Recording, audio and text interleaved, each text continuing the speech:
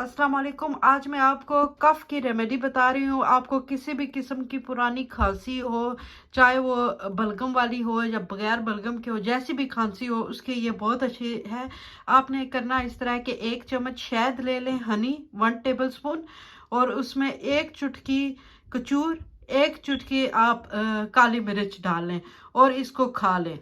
आपको हर किस्म की खांसी से निजात मिल जाएगी। दोबारा बता रही हूँ, 1 टेबलस्पून हनी, थोड़ी सी 1 चुटकी उसमें आपने कचूर या काली मिर्च ले लेनी है। Thank you.